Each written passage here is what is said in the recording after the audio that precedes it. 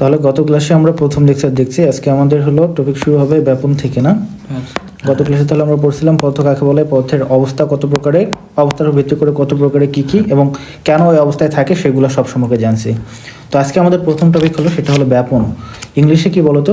Diffusion. ব্যাপন বা diffusion, এটা ছোটো ক্লাসেও পড়ছো না? পড়েছি না?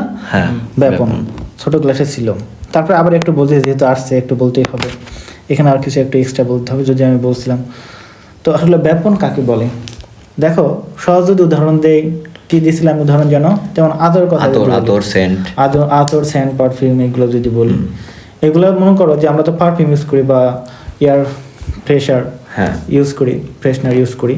তাহলে এক্ষেত্রে কি হয় বলো তো? আমি মনে করি এখানে স্প্রে করলাম, আমি সাপোজ এখানে স্প্রেটা করলাম, সারা ঘরে ছড়িয়ে পড়ে, কম ঘনত্বের স্থান থেকে বেশি ঘনত্বের স্থানে ছড়িয়ে পড়ে। সারা ঘনত্বে আমরা সারা ঘরে কি পাবো? আমরা গ্রান পাবো, তাই না? আমরা এক জায়গায় স্প্রে করলাম, একটু পরে দেখবো পুরো ঘরে আমরা গ্রান পাচ্ছি, তাই না? অর্থাৎ আমরা একটা পুরো একটা ঘর ছিল, ঘরের এই কর্নারে আমি স্প্রে করে দিলাম, তাই না? একটু পরে দেখবো এখানে একটা ব্যক্তি যারা আছে, সে কি পাবে? গ্রান পাবে। কেন পাইলো?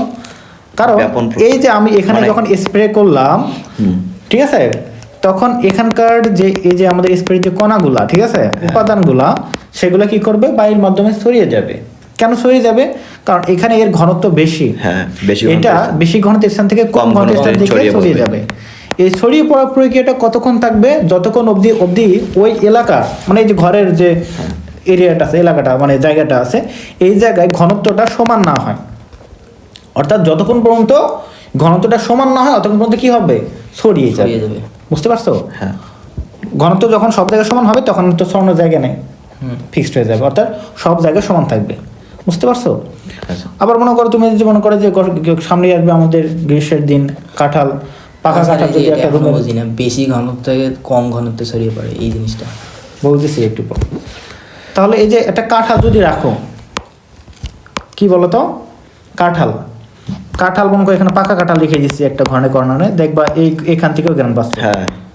কেন হচ্ছে? গ্রান গুলো এদিকে ছড়িয়ে পড়ছে। ওটা কিন্তু স্যার গাছের মধ্যে যদি কাঁঠালটা পাকে, তাও কিন্তু তার পাশে কিন্তু গ্রান পাওয়া যায়। তো এটা হলো মনে করো আমাদের হলো ব্যাপন। এখন এটা বুঝতেছো না যে আসলে বেশি ঘনত্ব থেকে কম ঘনত্ব বিষয়টা কি? মনে করো বিষয়টা যদি আমি সহজভাবে বলি, আমরা একটু পরে এখানে দেখবো। আচ্ছা, আমরা সংজ্ঞাটা বলি আগে, তারপর তোমাকে বুঝাচ্ছি। আমি বইটা দেওয়ার পর যদি না বলো, তারপর আর বুঝাচ্ছি। তাহলে ব্যাপনের সংজ্ঞা কি হবে? যে কোনো একটা পদার্থের অণুগুলো বলতে সেটা হতে পারে কঠিন, তরল, বায়বীয়, যে কোনো পদার্থ হতে পারে। সেগুলো বেশি ঘনত্ব, মনে করো এই পদার্থটা এখানে অনেক আছে, আশেপাশে নাই, এখান থেকে কি হবে? তখন এই ছড়িয়ে পড়বে চারদিকে। তাহলে কোনো একটা পদার্থ, সেটা হতে পারে পদার্থের অণু, কঠিন, তরল, বায়বীয় পদার্থের অণু, তার বেশি ঘনত্বের স্থান থেকে কম ঘনত্বের স্থানের দিকে ছড়িয়ে পড়ার প্রক্রিয়াকে ব্যাপন বলে। তো এখানে আরো একটা শব্দ যোগ করতে হবে। কি বলতো? স্বতঃস্ফূর্তভাবে ও সমভাবে। তাহলে আমরা সংখ্যাটা যদি দেখি, কোনো মাধ্যমে কঠিন, তরল, বায়বীয় পদার্থের অণুসমূহের বায়বীয় পদার্থের অণুসমূহের স্বতঃস্ফূর্ত ও সমভাবে ছড়িয়ে পড়ার প্রক্রিয়াকে কি বলা হয়? ব্যাপন। ক্লাস 8 এর ক্ষেত্রে এই স্বতঃস্ফূর্তটা ছিল না, সমভাবে ছিল না, আমি তখন লিখে দিয়েছিলাম। কোনো পদার্থের অণু মানে কি অণু? কঠিন, তরল, বায়বীয় পদার্থের অণুসমূহ স্বতঃস্ফূর্ত ও সমভাবে ছড়িয়ে পড়ার প্রক্রিয়াকে কি বলা হয়? ব্যাপন। আরো একটা কথা আমি অ্যাড করে দিব, সেটা হলো কি, কোনো পদার্থের কোনো মাধ্যমে কঠিন, তরল ও বায়বীয় পদার্থের অণুসমূহ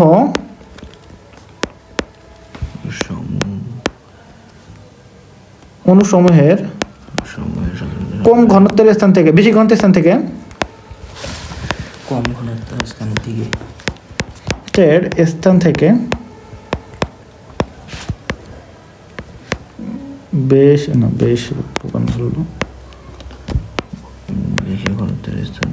বেশি ঘনত্বের স্থানের দিকে, তারপরে কি হবে?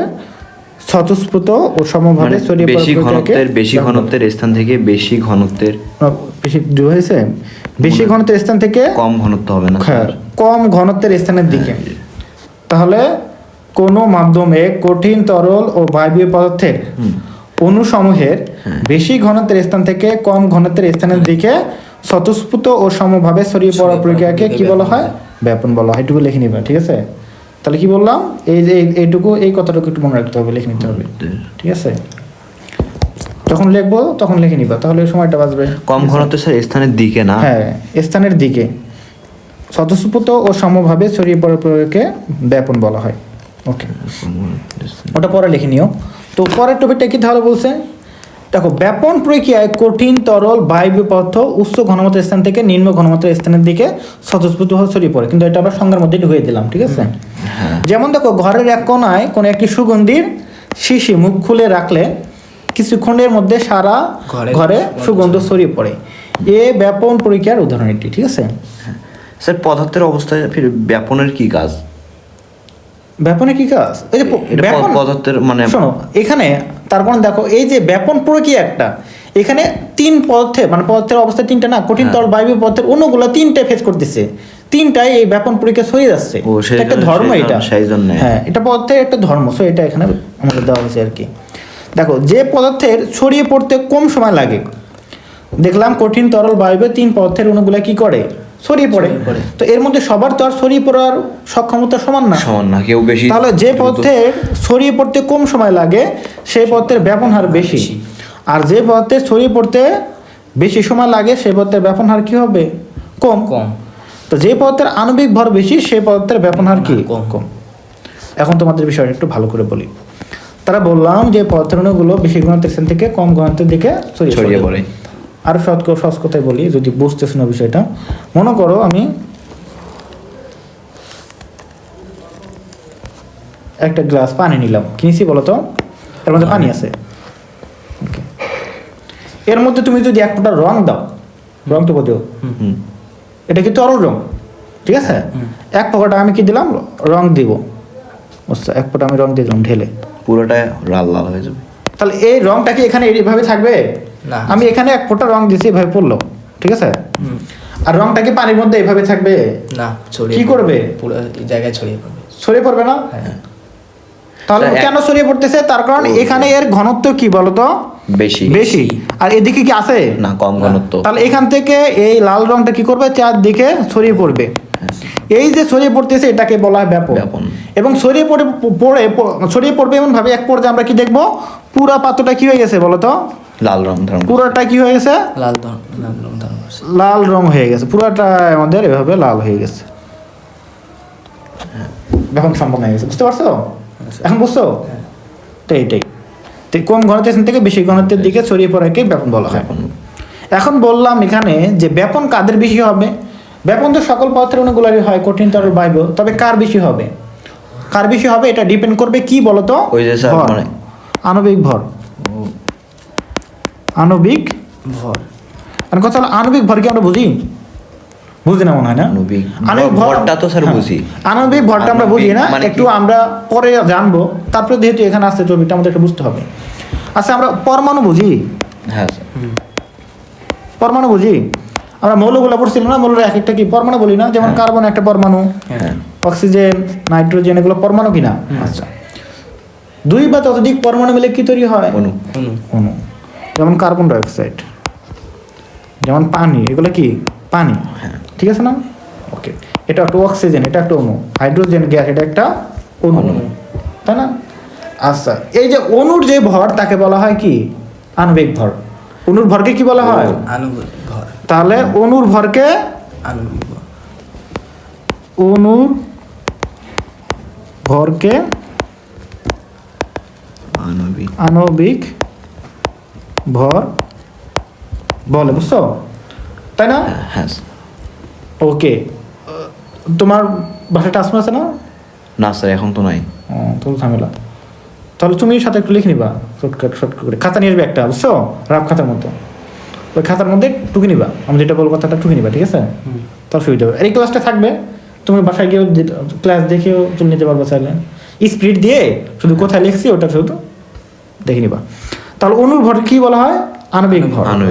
তো এটা কিভাবে বের করে, আগে দেখো আমরা পারমাণবিক ভর শিখছিলাম কিনা বলো তো, পারমাণবিক ভর কাকে বলে, পারমাণবিক ভর ওই যে পদার্থের ইলেকট্রন প্লাস প্রোটন, পদার্থের গঠন পড়ছিলাম।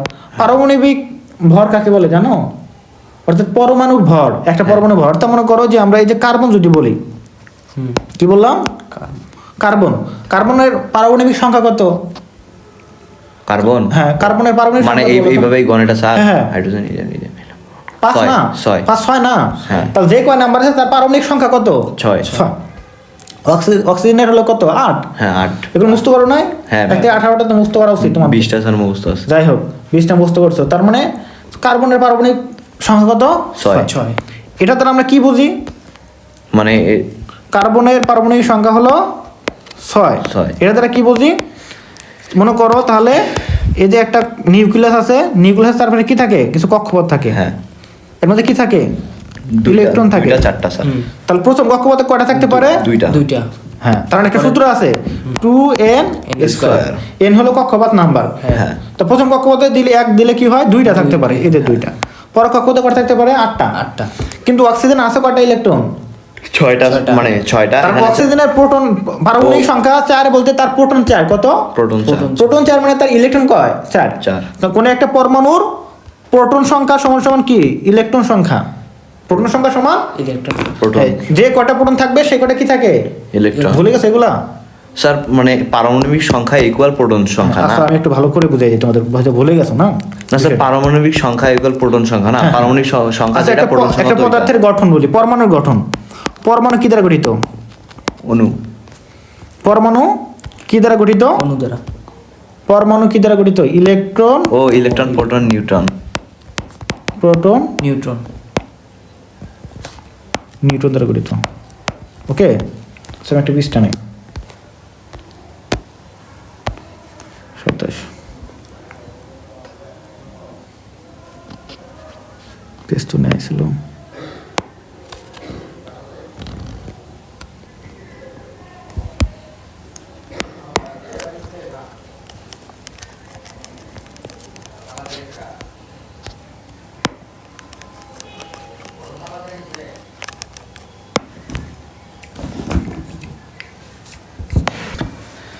তাহলে দেখো, যেটা বলতেছিলাম যে একটা পরমাণু কি দ্বারা গঠিত? Electron proton neutron. পরমাণু তাহলে ইলেকট্রন, প্রোটন আর এই নিউট্রন, তিনটা জিনিস দ্বারা গঠিত। তিনটা জিনিস দ্বারা গঠিত।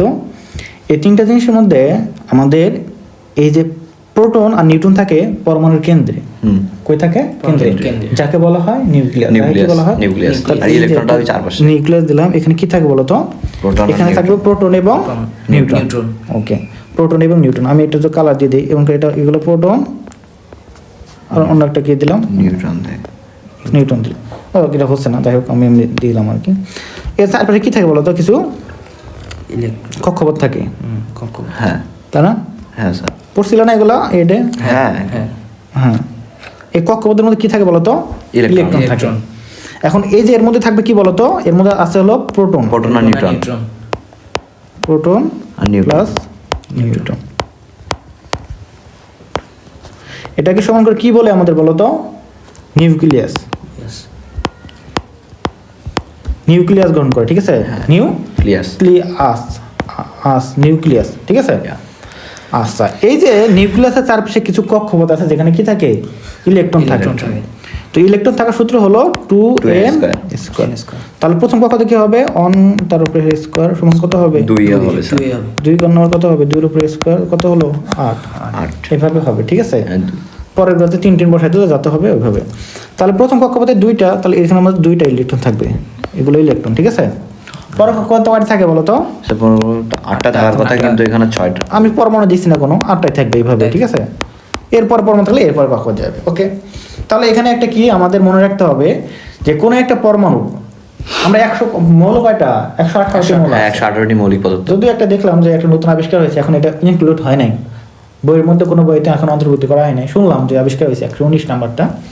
তো যাই হোক, এখানে আমাদের একটা পরমাণুর মধ্যে 119 নাম্বার, ওটা 26 সালে বই অ্যাডও করতে পারে। না করেনি। ও দেখো, তার মানে এখানে এই যে বললাম প্রোটন সংখ্যা, কোনো একটা পরমাণুর প্রোটন সংখ্যাকে বলা হয় তার পারমাণবিক সংখ্যা কি বলা হয়? প্রোটন সংখ্যাকে তার পারমাণবিক হ্যাঁ, এই যে প্রোটন সংখ্যা কি বলা হয়? মানে পারমাণবিক সংখ্যা। হ্যাঁ, এই কোনো একটা পরমাণুর প্রোটন সংখ্যাকে কি বলা হয়? প্রোটন সংখ্যাকে পারমাণবিক সংখ্যা বলা হয়। হ্যাঁ মানে পারমাণবিক সংখ্যা যেটা প্রোটন সংখ্যা হবে, হ্যাঁ, ওটাই তো পারমাণবিক সংখ্যা বলে, প্রোটন। বুঝছো? আর কোনো একটা পরমাণুর প্রোটন সংখ্যা যতগুলো, ততগুলো কি বলতো? ইলেকট্রন সংখ্যা। লিখেই দিই নাকি? তাহলে কি হলো এখানে?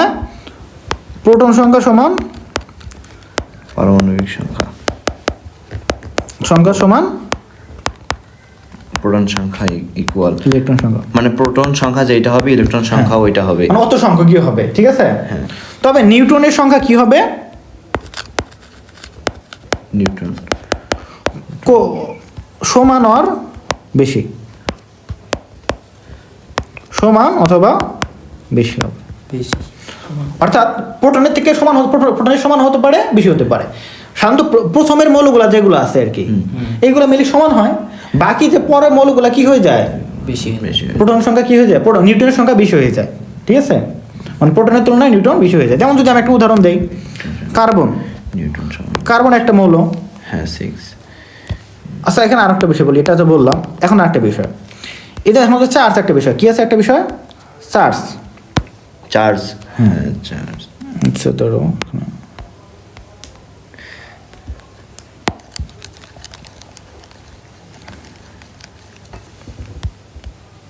স্যার অণুর ভরকে যে আপনি বলেন না আণবিক ভর বলা হয়, অণুর ভর কি মানে বের করতে হবে? আমি দেখাচ্ছি, ঠিক আছে?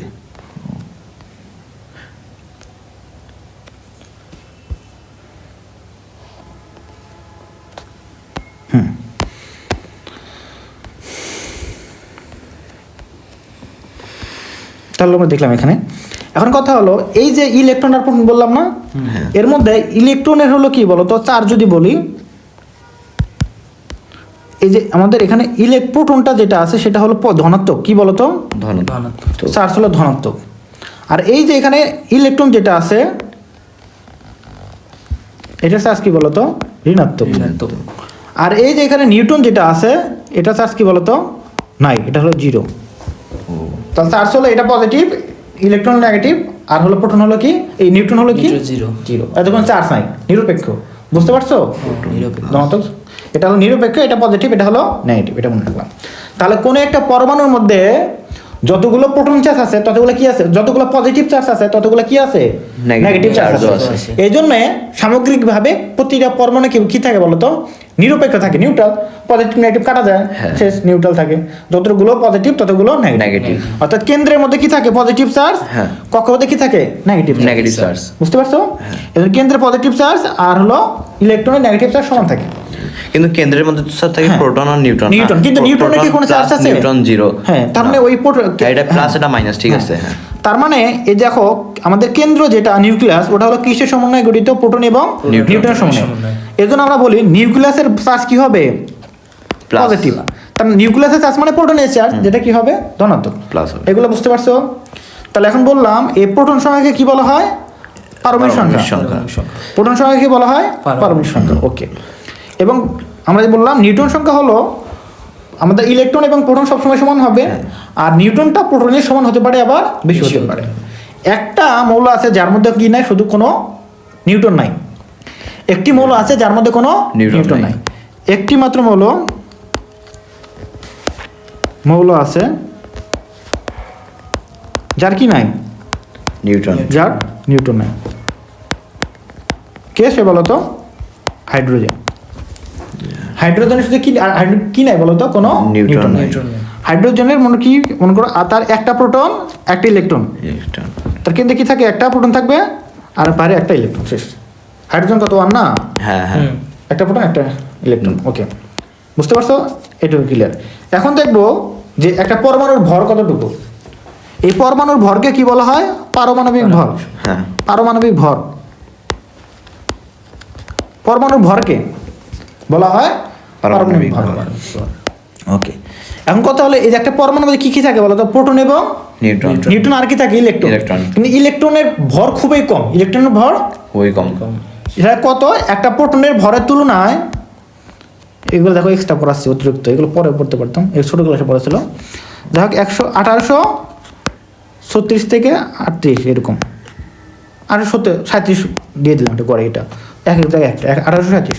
তাহলে একটা প্রোটনের ভরের 1837 ভাগের 1 ভাগ কার ভর? ইলেকট্রনের ভর। মোটামুটি আমরা জানি প্রোটন আর নিউটন তো মোটামুটি সেম ভর, মোটামুটি সমান। নিউটন একটু বেশি, তো দুইটা মোটামুটি সমান। তাহলে আমরা জানি প্রোটনের ভর সমান সমান কার ভর? নিউটনের ভর। কিন্তু ইলেকট্রনের ভর আমাদের প্রোটনের ভরের কত ভাগের এক ভাগ? 1837 ভাগের এক ভাগ। অর্থাৎ মনে করো যে একটা প্রোটনের ভর যদি কত হয় 1837 কেজি, সেখানে ইলেকট্রনের ভর কত? মাত্র 1 কেজি। 1 কেজি। তারপর বুঝছো যে প্রোটনের ভর ইলেকট্রনের ভর থেকে কত কত বেশি? বুঝতে পারছো?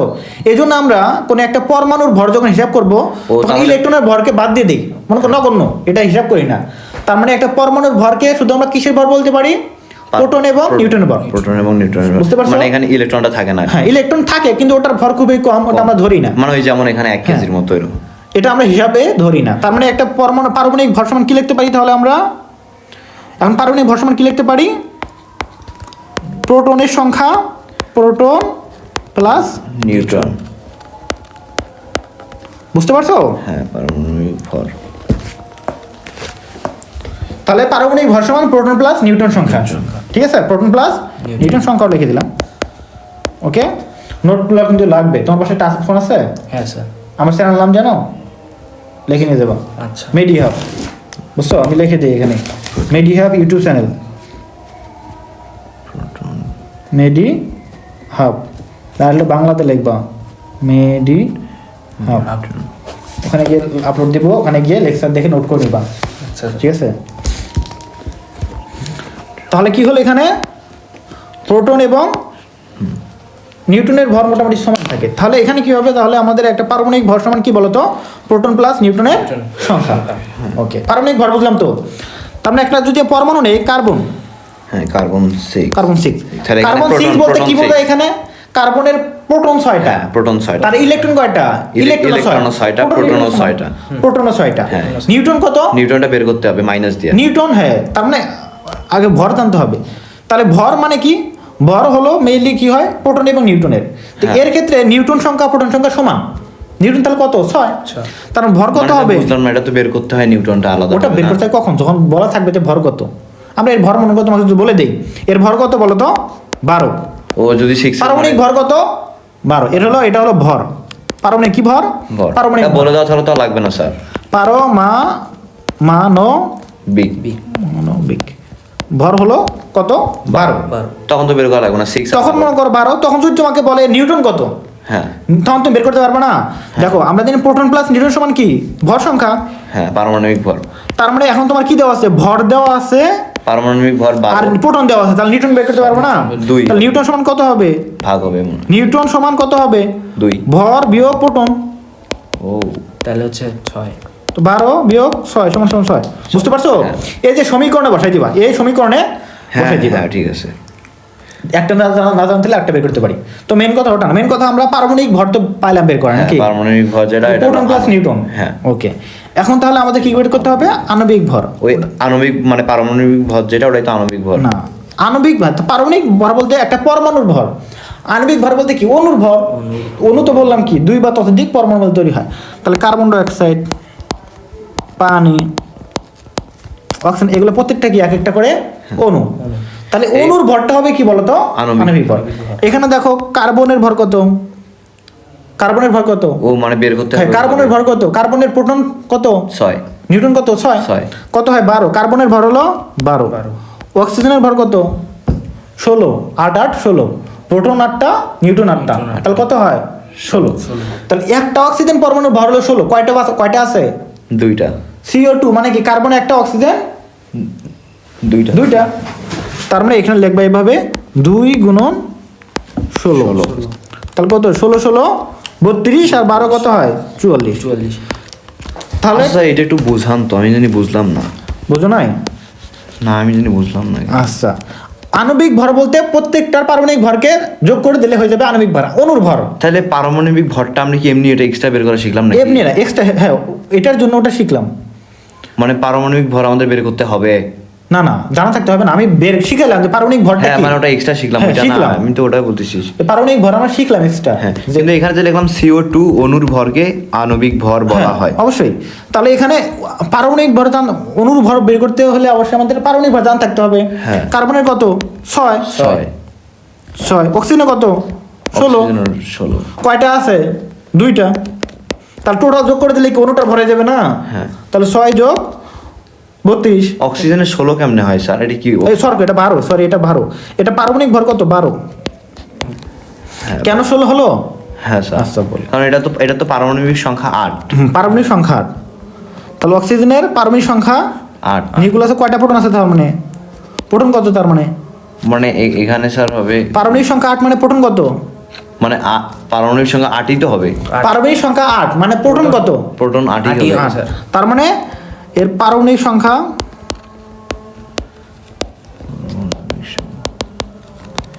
8 প্রোটন- মানে প্রোটন কত? Proton plus neutron. Proton 8। Proton. তাহলে নিউটন কত এর? নিউটন আমরা জানি এর 8। নিউটন কত? নিউট্রন 8। তাহলে এর ভর কত হবে? এখন পারমাণবিক ভর প্রোটন মানে প্রোটন প্লাস নিউট্রন। পারমাণবিক প্রোটন প্লাস নিউট্রন 8 আর 16 স্যার। প্রোটন প্লাস 16 গুণন 2 ওইটা তো লাগবে স্যার বের করা। হ্যাঁ সমান 16 বুঝতে পারছো? হ্যাঁ। 16 হ্যাঁ হ্যাঁ বুঝছি। বুঝতে পারছো? হ্যাঁ। ওকে তাহলে আণবিক ভর হলো প্রতিটার পারমাণবিক ভরগুলো যোগ করে দিলে কি পাবো আমরা? আণবিক ভর পাবো। অর্থাৎ একটা অণুতে যে কয়টা পরমাণু আছে সবগুলো বের করলেই তো হয়ে যাবে। হ্যাঁ। মনে করো আমি নর্মাল বলতেছি, তোমার একাই ওজন বের করছো তুমি কত? মনে করো 40 কেজি। হ্যাঁ এখনো বলতেছি তুমি একটা কিছু চড়বা, লিফটে চড়বা। হ্যাঁ। লিফট নাই হলো সর্বোচ্চ কয় কেজি নয়? 200 কেজি। 200। তার মানে এটা কিন্তু তুমি কিন্তু একাই কিন্তু 40, হ্যাঁ কিন্তু যখন লিফট নিচ্ছে কত? 200। তার মানে তোমরা কয়েকজন ট্রেন উঠছো, তখন তোমাদের হিসাবটা কি কেমন হবে? টোটাল যোগ করতে হবে না? হ্যাঁ, তোমার যোগ। 40 ওর 40 ওর 40। হ্যাঁ যুক্ত করতে হবে স্যার। হ্যাঁ এবং তোমার সাথে যদি আর একটা বস্তা থাকে, কোনো কিছু থাকে, হ্যাঁ। মাল বহন করো, সেটা কি করতে হবে? যোগ করতে যোগ হবে না? করতে হবে, হ্যাঁ। তো একটা অণুর মধ্যে অনেকগুলো কি থাকে? পরমাণু। তার ভর কি হবে? প্রত্যেকটা আলাদা আলাদা করে ভরগুলো যোগ করলে হয়ে যাবে। বুঝতে পারছো? এই যে অক্সিজেনের পানির ক্ষেত্রে কি হবে? হাইড্রোজেনের ভর কত? 1। 1। তার প্রোটনই শুধু আছে, নিউট্রন নাই। প্রোটন 1 নিউট্রন তো নাই। হ্যাঁ তার মানে তার হলো 1। কয়টা আছে? 1 গুণন 2। দুইটা আছে, দুইটা। আর অক্সিজেন অক্সিজেন কত? হলো 16। হ্যাঁ অক্সিজেনের তো 16। কত হবে তাহলে? 2 আর 16 কত হয়? 18। 18। বুঝতে পারছো? আণবিক ভর 18। বুঝতে পারছো এখন আণবিক ভর বের করা শিখছো? হ্যাঁ, এই জন্য। ওকে তাহলে এখন আমাদের এখানে আণবিক ভর কি বলছি? কোন একটা পদার্থের অণু হ্যাঁ। যেটা আণবিক ভর যত বেশি হবে তার ব্যাপন তত কি হবে? বেশি হবে না কম হবে? কম হবে। আচ্ছা মনে কর তোমার অনেক ওজন বেশি, অনেক একজনের ওজন 60 কেজি, একজনের ওজন হলো 100 কেজি। কে বেশি দৌড়াতে পারবে? 60 কেজি। 60 কেজি। 60 কেজি কি না? হ্যাঁ অবশ্যই, তার কারণে এ পাতলা, তোমার সমবয়সী, কিন্তু এর ওজন অনেকে 100, এর ওজন 80, তাহলে এখানে দৌড়াতে পারবে না। হ্যাঁ পাবে না। ঠিক এই বিষয়টা এখানেও, যে যার অণুটার ভর বেশি সে কি ছড়তে পারবে সহজে? না না সরাতে পাবে না। এই জন্য দেখবো আমরা এখানে ব্যাপন আর কার বিষয় হবে? যার আণবিক ভর কম হবে। তাহলে তোমাকে আমি দুটো গ্যাস দিলাম, একটা কি বলতো? একটা হলো হাইড্রোজেন গ্যাস, মানে এখানে হাইড্রোজেন গ্যাস অনেক অণু আছে, হাইড্রোজেন গ্যাস মানে অনেক অণু আছে। আরেকটা কি দিলাম? কার্বন ডাইঅক্সাইড গ্যাস, অথবা কি দিব আমি? Oxygen gas. কোনটার ব্যাপন হার বেশি হবে? কোনটা বেশি ছড়িয়ে পড়বে তাড়াতাড়ি বলো তো? কোনটা খুব তাড়াতাড়ি ছড়িয়ে পড়বে? দেখো তো তাহলে এর ভর কত? হাইড্রোজেন হ্যাঁ, 2 112। 2। হ্যাঁ। এর কত দেখলাম একটু আগে? 44। একটু বের করে দেখলাম না? কার্বন। কার্বন হলো 12, এর হলো কত? 32। 32। ও দুইটা মিলে ধরলেন?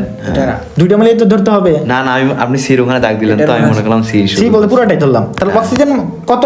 অক্সিজেন। 32। 16 হ্যাঁ 32। 16 32। তার ভর কার বেশি হলো? ভর তো বেশি হলো এই যে কার্বন ডাইঅক্সাইড। হ্যাঁ তার কার্বন ডাইঅক্সাইডের ব্যাপন সবথেকে কি হবে? বেশি না কম? কম হবে। সবথেকে কম হবে। হ্যাঁ কার্বন ডাই বুঝতে অক্সাইড পারছো? খুব তাড়াতাড়ি ভর যেহেতু বেশি ছড়তে পারবে না, খুব তাড়াতাড়ি ছড়াবে। তার মানে এর মধ্যে ব্যাপন সবথেকে কার বেশি হবে বলো তুমি? ব্যাপন কার বেশি হবে তুমি বলো? ব্যাপন হ্যাঁ ব্যাপন স্যার H2।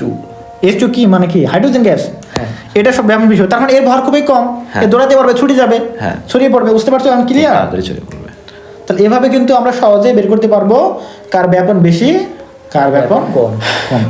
সহজ না কঠিন? সহজ স্যার। সহজ আছে না? ওকে, সাথে এক্সট্রা বোনাস দিয়ে দিলাম একটু। হোক, এখন কথা হলো আমাদের কিছু পরীক্ষা আছে, ব্যাপনের পরীক্ষা। স্যার কি লাগবে পরীক্ষা? হ্যাঁ একটু পড়িয়ে দাও। ব্যাপনের পরীক্ষা কি কি আছে? এই যে বললাম যে 3 ধরনের অণুর এই ব্যাপন হয়, কঠিন, তরল, বায়ু। তাহলে একটু আমরা দেখি পরীক্ষা নাম্বার 1। পরীক্ষা নাম্বার 1, কক্ষ তাপমাত্রায় একটি কাঁচের পাত্রে কিছু বিশুদ্ধ পানি নাও। স্যার কক্ষ তাপমাত্রাটা একটু বলেন তো। হ্যাঁ, কক্ষ তাপমাত্রা বলতে নরমাল তাপমাত্রা, এদের ওই দিনে বলছিলাম কি? মানে ওটা ভৌত বলছিলেন না? হ্যাঁ 25 ডিগ্রি সেন্টিগ্রেড তাপমাত্রাকে কক্ষ ডিগ্রি সেন্টিগ্রেড তাপমাত্রা। স্যার ওটা ভৌত তাপমাত্রা ছিল না? না ভৌত না, কক্ষ তাপমাত্রা। কক্ষ তাপমাত্রা স্যার। কক্ষ তাপমাত্রা কত বলো তো? 25 ডিগ্রি সেলসিয়াস। 25 degree centigrade.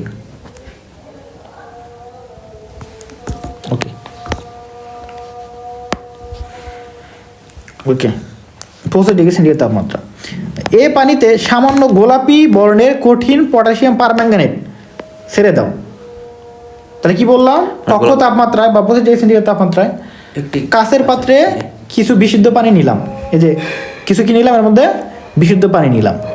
এতে সামান্য কি দিলাম আমরা, গোলাপি রঙের, গোলাপি বর্ণের পটাশিয়াম পারম্যাঙ্গানেট ছেড়ে দিলাম। মানে ওইটা লক্ষ্য করো, ওই যে পটাশিয়াম, মানে এটা একটা যৌগ পদার্থ মনে করো, মানে ওইটা কি এটা দিতে রং হবে না, কি? শুধু গোলাপি রং দিলে হবে? না, গোলাপি বর্ণের এটা, এই যৌগটার রং হলো গোলাপি, যেটা বললাম আমরা।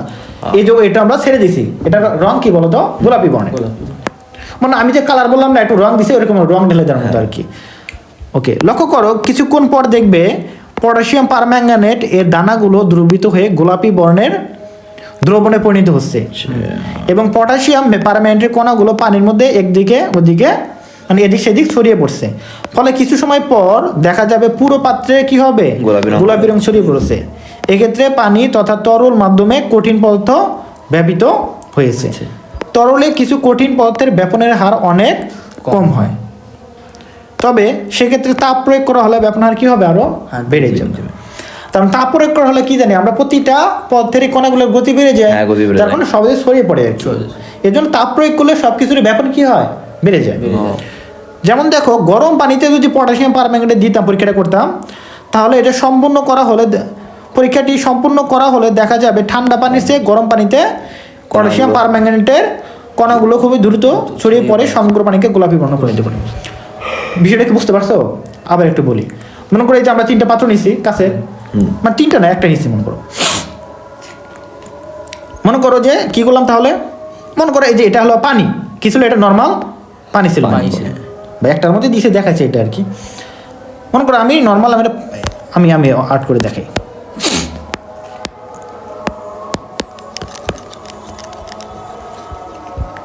তার মানে কি, এখানে একটা যৌগ আছে পটাশিয়াম কে MnO4, এটা যৌগের নাম কি বলতো, পটাশিয়াম পারম্যাঙ্গানেট। ওকে, এই যৌগটা হলো একটু কঠিন, কি বলতো, কঠিন পদার্থ। এটা হলো কি বলতো, এটা কঠিন পদার্থ। হ্যাঁ, আমরা তো বুঝবো না স্যার, এটা মনে রাখলো তাই হবে, তুমি তো দেখো না এটা। হ্যাঁ, এটা হলো কঠিন পদার্থ, লিখে দিলাম তো আমি, ঠিক আছে, ওখানে লেখা আছে। তো পটাশিয়াম পারম্যাঙ্গানেট কি বলতো, কঠিন পদার্থ। ওকে, এটা বোঝা তো যাচ্ছে স্যার, কঠিন পদার্থ তো পানিতে দেওয়ার পর ওটা গলে একটা রং ধারণ করছে। হ্যাঁ, কঠিন পদার্থ। এখন কথা হলো, আমি একটা গ্লাস ছিল, কাঁচের গ্লাস, এখানে মনে করো আমরা এই পটাশিয়াম পারম্যাঙ্গানেট কিছু পরিমাণ নিয়ে ছেড়ে দিব। এর মধ্যে কি আসলো বলো তো, পানি ছিল। তাহলে কি হবে, এই পটাশিয়াম পারম্যাঙ্গানেটটা কি হবে, পানিতে আসার পর কি হবে, আগে রঙের মধ্যেই এই যে গলে যাবে, গলে ছড়িয়ে যাবে, বুঝতে পারছো, গলে ছড়িয়ে যাবে। এটার রং কি বলতো, গোলাপি। হ্যাঁ, তো গোলাপি বর্ণ ধারণ করবে। তাহলে পুরো পানিটা কি করবে, গোলাপি বর্ণ ধারণ করবে। হ্যাঁ, কিন্তু এটা কঠিন পদার্থের ক্ষেত্রে আসলে ব্যাপনটা একটু ধীরে হয়, মানে এটা ভাঙতে হবে, তারপর ছড়াতে হবে, ধীরে হয়। তরলে তো এটা ভাঙাই তাড়াতাড়ি হয়ে যাবে, বাইরের ক্ষেত্রে তো একদম ওর গতি অনেক বেশি, একদম ফাস্ট হয়ে যায়। কিন্তু আমরা বললাম যে তাপ প্রয়োগ করলে সবকিছুর গতি বাড়ে, ব্যাপনটা সকল পদার্থের ক্ষেত্রে বেশি হবে। কঠিনের যেমন বেশি হবে, তরলে বেশি হবে, বায়ু বেশি হবে, ঠিক আছে। ওকে, বুঝতে পারছো এখন কঠিনের ক্ষেত্রে ব্যাপনটা এখানে পটাশিয়াম পারম্যাঙ্গানেট দেওয়ার কারণে দুর্বৃত্ত হলো, এটা ব্যাপন একটা উদাহরণ। ওকে, এখন পরটা হলো কি বলতো, পরীক্ষা নাম্বার 2 কি বলছে, কক্ষ তাপমাত্রায় একটি বিকারে কিছু পরিমাণ বিশুদ্ধ পানি নিলাম। কি নিলাম, বিশুদ্ধ পানি নিলাম। এতে সামান্য পরিমাণ তরল নীলের দ্রবণ নিলাম। নীল বোঝো, ওই যে সাদা সাদা দিই আমরা, হ্যাঁ, বুঝছো, এই যে নীল দিলাম, তাহলে কি হয়, পানি দিছো না, নীল দিলে কি হবে, এটা কি কালার হয়ে যাবে না, চলে পারবে না, ওই বিষয়টা। তার মানে কি হবে, কিছুক্ষণ পরে দেখবে বিকারের সমস্ত পানি নীল রং ধারণ করেছে, অর্থাৎ নীলের দ্রবণের কণাগুলো সমস্ত পানিতে ছড়িয়ে পড়ছে। এক্ষেত্রে পানিতে তরল পদার্থ নীলের দ্রবণ ব্যাপিত হয়েছে। আগেটা ছিল কঠিন, এটা হলো কি নীল তরল না, এটা তাড়াতাড়ি ছড়িয়ে পড়বে স্যার। কক্ষ তাপমাত্রায় কঠিন পটাশিয়াম পারম্যাঙ্গানেটের ব্যাপনের সে তরল নীলের দ্রবণের ব্যাপনের হার কি হবে, অনেক সময় কম লেগেছে। হ্যাঁ, কেন, এটা তরল যে, এর ব্যাপনটা কঠিন থেকে বেশি হবে। অর্থাৎ তরল মাধ্যমে কঠিন পদার্থের ব্যাপনের হার, তরল অর্থাৎ কঠিন, দেখো তরল মাধ্যমে কঠিন পদার্থের ব্যাপনের চেয়ে তরল মাধ্যমের পদার্থের ব্যাপনের হার কি হবে, বেশি হবে। এটা বুঝতে পারছো, এটা একটু মনে রাখতে হবে। তাহলে কঠিনের থেকে তরল মাধ্যমে ব্যাপন হারটা বেশি হয়, কঠিন পদার্থের ব্যাপন মানে তরল পদার্থের ব্যাপন হারটা বেশি হয়। দেখো তাপের প্রভাবে এর ব্যাপন হার আরো কি হবে, বেড়ে যাবে। মানে সকল পদার্থের ব্যাপন হারে কি হয়, তাপের প্রভাবে বেড়ে যায়, কারণ কি, ওই যে গতি বাড়ে, বুঝতে পারছো। ওকে, তাহলে কঠিন ও তরল পদার্থের ন্যায় গ্যাসীয় পথ তরল মাধ্যমে ব্যাপিত হয়, তবে এটি নির্দিষ্ট তাপমাত্রায় তরল মাধ্যমে কঠিন তরল পথের চেয়ে গ্যাসীয় পথের ব্যাপন আর কি হবে? বেশি। অবশ্যই বেশি হবে। কেন? এমনিতে যখন গ্যাস তো হালকা না, ওগুলোর থেকে ব্যাপন বেশি হবে না? বুঝতে পারছিস? তার মানে এগুলো আমরা কিন্তু পড়লাম। তাহলে ব্যাপন তিনটা পথের ক্ষেত্রে দেখলাম, কঠিন, তরল, বায়বীয়। এর মধ্যে দেখলাম কার মধ্যে কার ব্যাপন সবচেয়ে বেশি হয়? মানে গ্যাসের। কার ব্যাপন বায়বীয়। সবচেয়ে বেশি? হ্যাঁ, এটা মনে রাখতে হবে, বায়বীয় পথের ব্যাপন হার সব থেকে বেশি, তারপরে তরল, তারপরে কঠিন। তার ব্যাপন হার কার বেশি হলো আবার লিখে দিই যাতে মনে থাকে। প্রথমে হলো কি? বায়বীয়, তারপরে হলো কি? তরল, তারপরে কি? তাহলে ব্যাপনের হার এটা লেখে উপরে, ব্যাপনের হারের ক্রম, বায়বীয়, তরল, কঠিন। মনে থাকবে? বায়বীয়, তরল, কঠিন। ওকে, ক্লিয়ার? ওকে,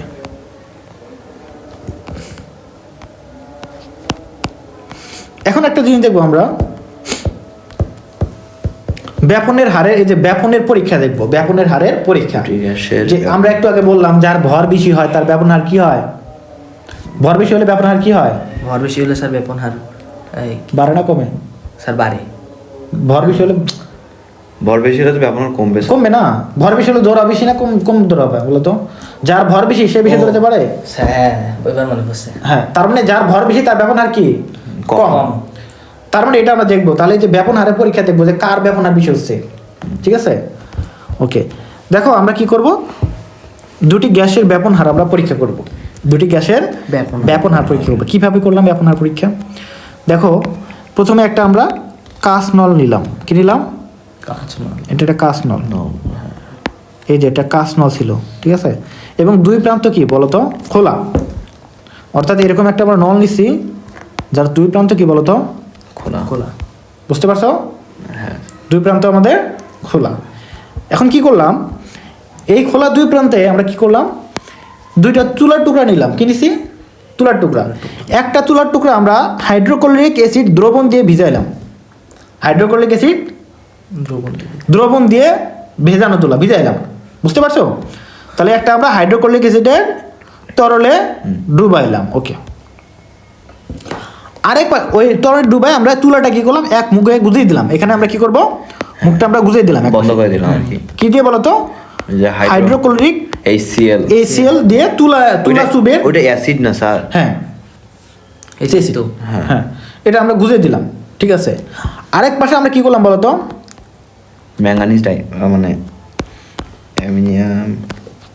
আরেক পাশে অ্যামোনিয়াম হাইড্রোক্সাইড দ্রবণের মধ্যে তুলা চুবিয়ে ওটা দিয়ে আমরা গুজিয়ে দিলাম। হ্যাঁ, তো কি হবে? মুখটা গুজিয়ে দিলাম। এখন কথা হলো, কথা কি হবে?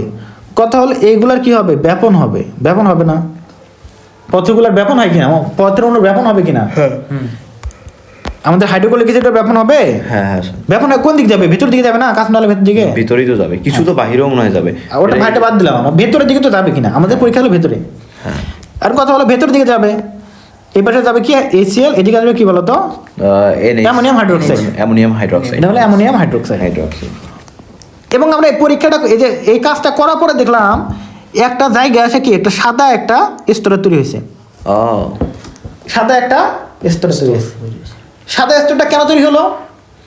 তারা হলো দুইটা একত্রে বিক্রিয়া হয়েছে এখানে। দুইটা একত্রে কি হয়েছে? বিক্রিয়া কি তৈরি করে আমি দেখাই। তাহলে অ্যামোনিয়াম হাইড্রোক্সাইড আর কি বলতো? HCl বিক্রিয়া করে লেখো। অ্যামোনিয়াম, আচ্ছা লেখে নিও তুমি, ক্লাসে নোট করে নিও। কখন নিবা? যাওয়ার পরে আপনার এত টাইম নিবা? এত টাইম নষ্ট করবা? বেশিক্ষণ লাগবে না স্যার, 5 মিনিট। দেখো, তাহলে অ্যামোনিয়াম হাইড্রোক্সাইড ও HCl এর বিক্রিয়া দিলাম। ঠিক আছে, তাহলে এই দুইটা এখানে তুমি নিবা। আবার ক্লাসটা বাসায় গিয়ে একটু দেখবা, স্পিড দিয়ে লোড টোড করে নিবা পারলে, যদি ফোন থাকে। বিক্রিয়া করে কি তৈরি করবে এখানে বলো তো? Ammonium chloride. এগুলো বিক্রিয়া আমরা বড় ক্লাসে শিখবো, সামনে গিয়ে শিখবো পরবর্তী যেগুলোতে। আর প্লাস পানি। এটা স্যার আপনি কেমনে বুঝলেন যে এখানে এইগুলা বিক্রিয়া হবে? এটা শিখবো, পরে গিয়ে শিখাবো তোমাদের এখন আসলে। যদিও শিখেছিলাম না। হ্যাঁ, অ্যাসিড বিক্রিয়া, রাসায়নিক বিক্রিয়া। ওইটা স্যার এখানে কি বলতো? অ্যামোনিয়াম হাইড্রোক্সাইড কি বলতো? একটা ক্ষার, এটা একটা অ্যাসিড।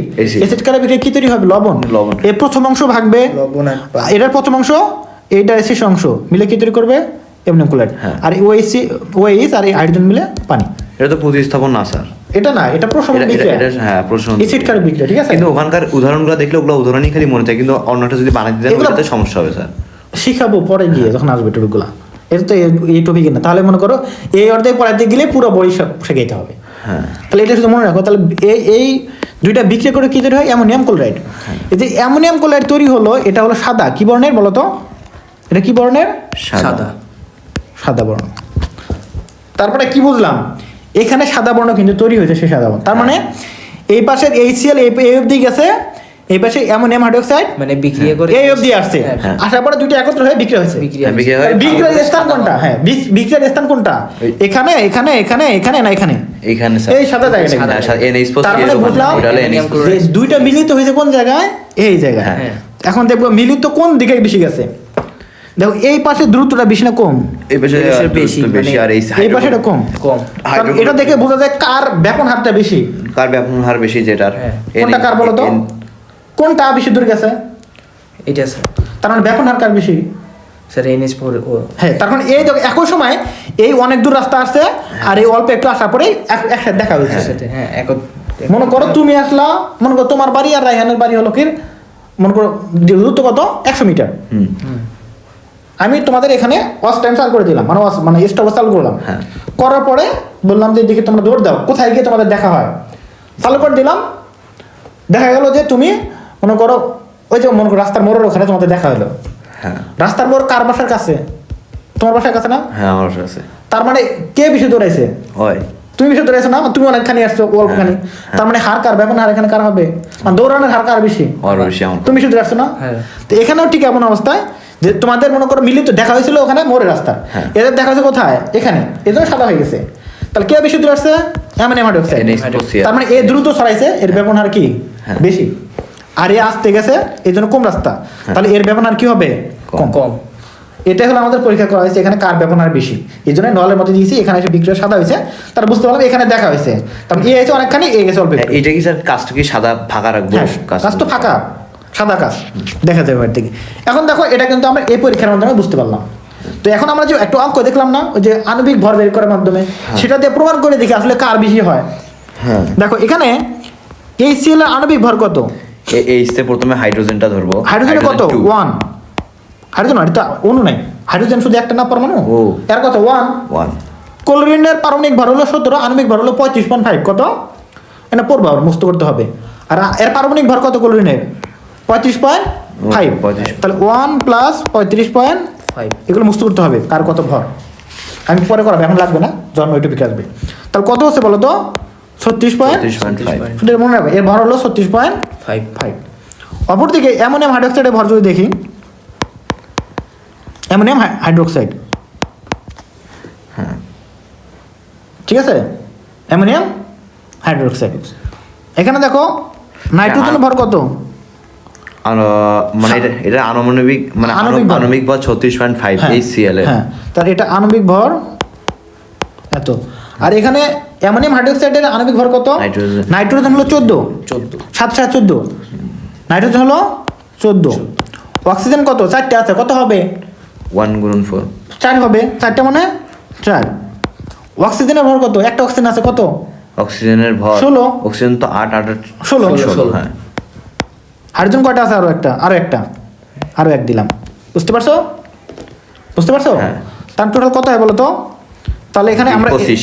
এই যে 1 দিলাম 5 হলো, 5 আর এই যে এখানে 4 নিলাম, কত হলো? 20। হ্যাঁ, 25 আর 10 কত হয়? 35 25। তার বেশি কোনটা? 35 মানে ONH4OH একটা 35, একটা হলো এত। বেশি কোনটা হলো? HCl hydrochloric acid. তাহলে ব্যাপন আর কার বেশি হবে? যার কম তারই যে ব্যাপন বেশি না? হ্যাঁ 35 এর ব্যাপার। তাহলে অবশ্যই এখানে 36.5 এর থেকে 5 বড় 35 থেকে। হ্যাঁ তার মানে এটা কার? এটা হলো অ্যামোনিয়াম হাইড্রোক্সাইড, এটা হলো কার? HCl। তাহলে ব্যাপন হার কার বেশি হবে? HCl অবশ্যই কার মানে বেশি হবে? এই যে এর বেশি হবে। কারণ এর কি ভরটা হ্যাঁ। কম। বুঝতে পারছো? এখানেও দেখছি কার বেশি হলো? Ammonium hydroxide. ক্লিয়ার? স্যার আপনি যে ওই যে বললেন ওই যে ভরগুলো ওগুলো কি মুখস্থ করতে হবে না বের মুখস্থ করতে হবে? ওই যে প্রোটন নিউটনের সঙ্গে জানতে হবে, ভরগুলো মুখস্থ করতে হবে, তারপরে ভর মুখস্থ থাকলে প্রোটন মানে নিউটন বের করতে পারবা। প্রোটন বিয়োগ করলে ভর থেকে প্রোটন বের করলে বিয়োগ করলে নিউটন বের করতে পারবা। নিউটন বের করতে হবে। ভর মুক্ত করবা, এখন থেকে মুক্ত করবা, তোমাদের বাসায় কাজ দিলাম। ভর কই আছে? 1 থেকে 20 পর্যন্ত মুক্ত করবা, এই বইয়ের মধ্যে আছে, আমি একটু পরে দেখা দিচ্ছি। তাহলে এফ দিয়ে আজকে পড়া, ঠিক আছে? ব্যাপনটা আজকে পড়া, ব্যাপনটা A to Z যা বললাম নোট করে নিয়ে আসবা, আগেরটা শো, পরের দিন স্মরণ পড়বো আর বাকিগুলো পড়বো, ঠিক আছে? পড়াতে বেশি, পরীক্ষায় বেশি। এটা একটু এক্সট্রা